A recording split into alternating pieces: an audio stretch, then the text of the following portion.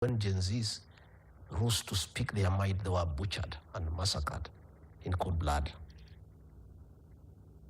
This is a government now that abducts anybody who dares question anything in this country, despite us being a democracy.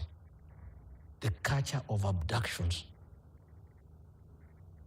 we have perfected it to an extent. Even neighboring countries are asking us to help them in abducting people. And a Ugandan leader was abducted, and the Kenyan government was saying it doesn't know. Yet the Ugandan government the following day was thanking the people of the government of Kenya for the cooperation. This is a government that is intolerant even to the church.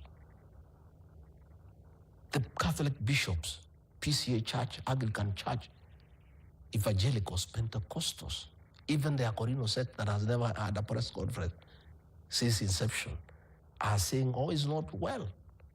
You have found pastors now being abducted. Leaders. You saw the senator of Laikipia being forced to resign as commissioner of the Parliamentary Service Commission because he voted against my impeachment. Leaders are being threatened. They will be removed from committees. The people of Kenya must be resolute, and they must not agree to buy fear. The political persecution of the 90s during the Nyayo era are back. The police state is now activated. I feel embarrassed because in Kasarani, I told the people that they shall be free to say what they want, and they will not be talking through WhatsApp because spies are listening to their phones. Now they're even listening to WhatsApp. People have to look for other platforms. It's very intolerant. Again, there is suppression of alternative view, and I really want our administration to accept that we are in the 21st century. Do you regret supporting President William Ruto? Do you regret being part of the people that formed this government? Well, before I answer that question, let me first say that I call upon this administration to abandon the culture of abductions and forced disappearances. In fact, much as the president has been very unfair to me, as a Christian, sometimes I feel for him because on these matters of abductions, I sat him down and I told him, Mr. President, don't deny these abductions because they are going on.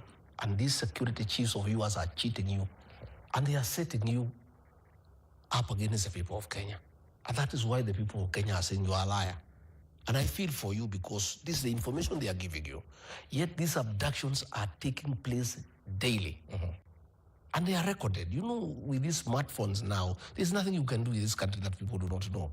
And I really tried to plead with the president not to defend that position because the abductions were taking on.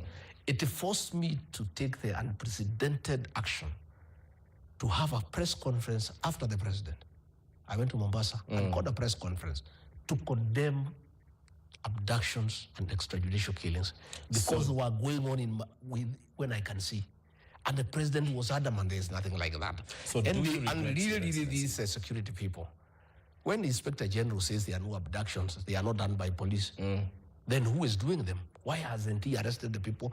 If it's not the police who is doing it, then if it's not the DCI, why is he not arresting the people who are doing it because they are going on? In very few words. In very few words, do you regret forming this regime? I don't regret having supported President William Ruto. One, I got the opportunity to serve and to learn.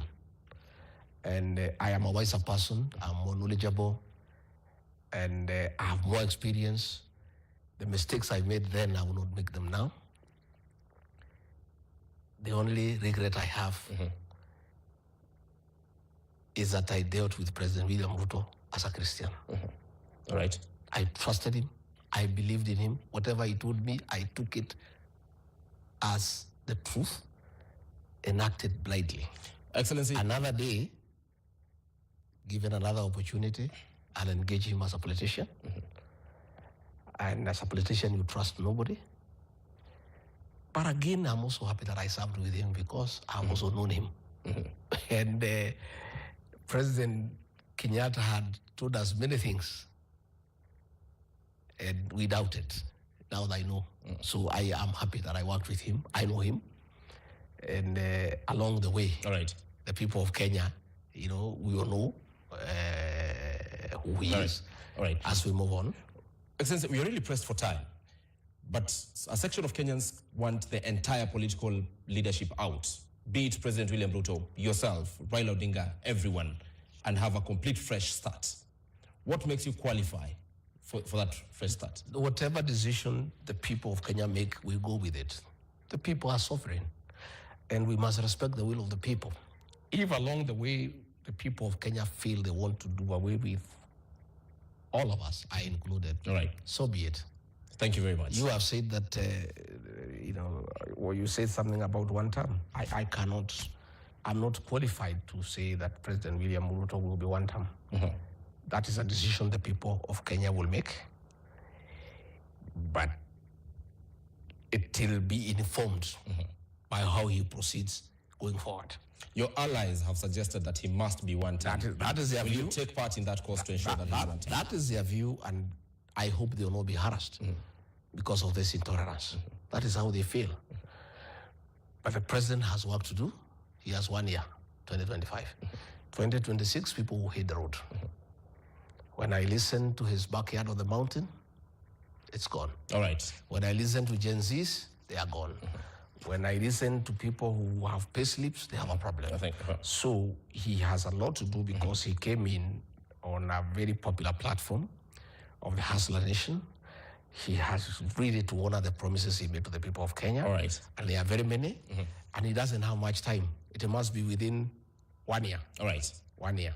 Thank you very much, Your Excellency Rigathi Gachagua, the former Deputy President of the Republic of Kenya, speaking about the state of the nation, and he has spoken about several other issues in this interview. And of course, we shall be looking forward to see what his other activities will be in future. My name is Ibrahim Karanja. I bring it back